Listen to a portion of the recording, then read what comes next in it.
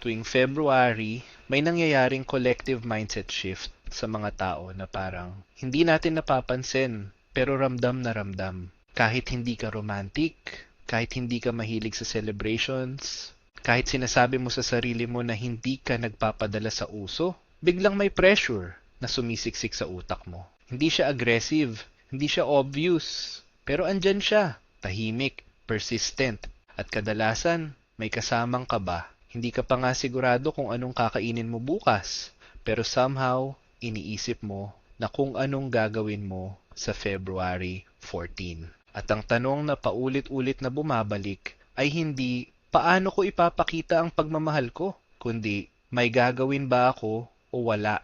Kasi sa mundo ngayon, lalo na sa Pilipinas na sobrang social at relational, parang may assumption na kapag Valentine's Day at may partner ka, may gastos dapat. Hindi suggestion, hindi bonus, parang requirement, parang attendance. Kapag absent ka, may minus points. At walang nagsabi ng rules, walang orientation. Pero alam ng lahat yung feeling na parang may deadline ang pagmamahal. Isang araw lang, pero parang may timbang. Parang may audit ang love tuwing February at ang unang hinihingi ay hindi explanation, kundi resibo. Si Ryan, 27, junior supervisor, sakto lang ang sweldo. May emergency fund, may savings goal, may Excel sheet na hindi niya inaamin sa tropa, pero religious niyang ina-update. Hindi siya showy na boyfriend. Para sa kanya, ang tunay na effort ay yung nandyan ka kapag may problema, yung consistent ka kahit walang okasyon, yung hindi ka nawawala kapag tahimik ang buhay. Pero pagdating ng February, kahit si Ryan, tinatamaan. Isang gabi, habang nag-scroll siya sa Instagram, dumaan sa feed niya ang repost ng girlfriend niyang si Clara. Hindi rant, hindi parinig, quote cards lang, bare minimum. If he wanted to, he would. Flowers are cheaper than excuses. Walang pangalan, walang tag. Pero si Ryan, parang tinamaan ng notification na walang tunog. Hindi humihingi si Clara, hindi siya nagrereklamo. Pero si Ryan, biglang nagkaroon ng mental to-do list. Flowers ba o dinner muna? Dinner ba o surprise? Surprise ba o gift? Gift ba o lahat? Biglang naging project management ang relasyon. May scope, may budget, may deadline. Hindi pa Valentine's pero parang may thesis defense. At ang panelists ay Instagram, TikTok, at mga imaginary na taong hindi naman talaga involved sa relasyon nila. Ito yung unang klase ng pressure. Yung walang nagsasabi ng kahit ano. Pero pakiramdam mo, may expectation ka pa ring kailangang i-meet. Next, sina JM at Nicole. Bagong couple. 3 months pa lang. Honeymoon stage pero nagsisimulaan ng pumasok ang realidad. Pareho silang nagsasabing hindi sila demanding. Pareho rin silang naniniwala doon. Pero pareho rin silang produkto ng kultura na ginawang malaking event ang Valentine's. Si JM, nagplano ng simple. Dinner sa labas, small gift, quality time. Logical, reasonable, budget-friendly. Si Nicole naman, hindi humihingi, pero may picture sa utak niya. Unang Valentine's nila, unang pagkakataon para makita kung paano siya mag-effort. Dumating ang araw. Walang mali, walang sablay, ngumiti si Nicole. Nag-thank you, nag-post pa, pero may konting disappointment na hindi rin niya maipaliwanag.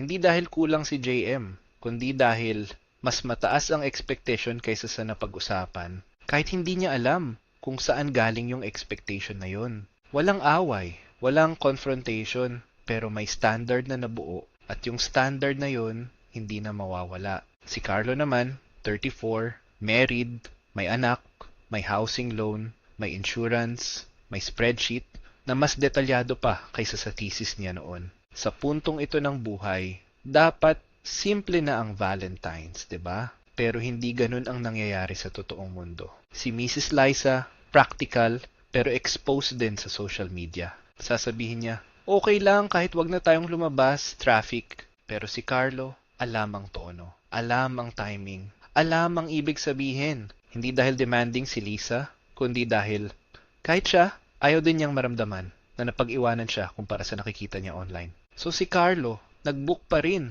Dinner, parking, tip sa restaurant, punuan, maingay, mahal. Habang ngumungguya ng steak, napatingin siya sa presyo at naisip niya, "Isang linggong grocery na to." Habang ngumiti siya kay Liza, may maliit na boses sa utak niya na nagbibilang. Nag-enjoy sila, oo, pero pag-uwi pareho silang pagod. Kinabukasan, balik ulit sa realidad. Bills, trabaho, stress, walang nagbago maliban sa bank balance. May talking stage version din. Sina Ethan at Mika. Walang label, pero may expectations. Ito ang pinakadelikadong kategorya pag Valentine's. Kasi wala kayong agreement, pero parang may rules na hindi nyo pinag-usapan. Si Ethan nag-iisip. Pag wala akong ginawa, baka isipin niya, wala akong effort.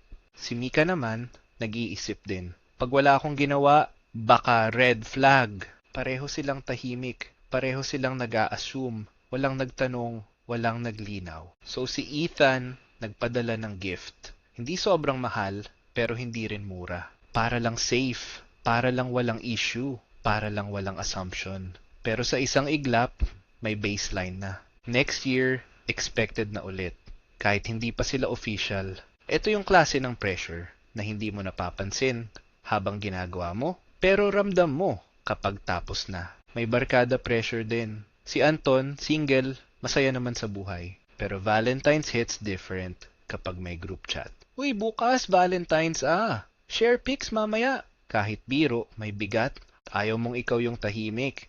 Ayaw mong ikaw yung walang ambag. So nag-self-date ka. Dinner, konting shopping, nag-enjoy ka sandali. Pero pag check mo ng gastos, napaisip ka. Ginusto ko ba to or napilitan lang ako? May OFW version pa. Si Dennis, nasa Middle East.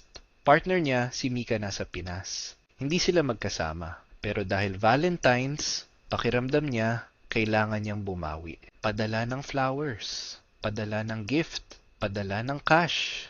Hindi dahil hiningi, kundi dahil ayaw niyang maramdaman ni Mika na kulang siya. After magpadala, napansin niyang na-delay ang hulog niya sa investment. Hindi niya pinagsisihan ang gift, pero napaisip siya kung bakit parang obligasyon. May financially aware pero emotionally conflicted version din. Si Leo, may spreadsheet, may EF, may savings goal. Girlfriend niya, si Ava, believer sa moments. Hindi siya maluho, pero gusto niya memorable. Nag-compromise sila. Pero sa totoo lang, si Leo ang nag-adjust. Gumastos beyond comfort. Hindi siya nagreklamo, pero may tahimik na resentment, hindi kay Ava, kundi sa sarili niya. At lahat ng kwentong to may iisang ugat, takot tayong magmukhang kulang. Kulang sa effort, kulang sa pagmamahal, kulang kumpara sa iba. Kaya kahit alam mong may mas importanteng paggagamitan ng pera, nauuna pa rin ang isang araw. Isang araw na ginawang exam ang love. Pagkatapos ng February 14, doon nalalabas ang hindi pinopost. Wala na ang balloons, wala na ang promos, pero may natira, yung gastos, yung bill, yung realization. Ito yung pagbukas mo ng banking app at mapapahinto ka. Ito yung credit card statement na biglang seryoso ang tono. Masaya kayo nung araw na yon, oo, pero yung saya, isang gabi lang. Yung epekto sa budget, pang matagalan. May couple na nag-date, mahal, rushed, pagod. Pag uwi nila, parehong naisip, mas okay pa sana kung nagluto na lang tayo. Pero tapos na. Doon mo marirealize na hindi pala gastos ang nagpapalalim ng relasyon. Consistency pala, communication pala, alignment pala. At lalabas yung tanong na bihirang aminin ng tao. Kailangan ko bang gumastos ng ganito kalaki para maramdaman niyang mahal ko siya? Minsan, mas madaling gumastos kaysa mag-usap. After Valentine's, may comparison hangover. Makikita mo pa rin yung posts ng iba, pero ngayon, may kasamang doubt. Okay lang ba yung ginawa ko? Sana mas bongga. O minsan, sana mas simple na lang. Kung may isang takeaway dito, ito yun. Hindi masama gumastos kung kaya at gusto mo. Pero delikado gumastos dahil lang sa pressure. Kasi ang pagmamahal na totoo, hindi dapat nagiiwan ng utang, anxiety, o regret.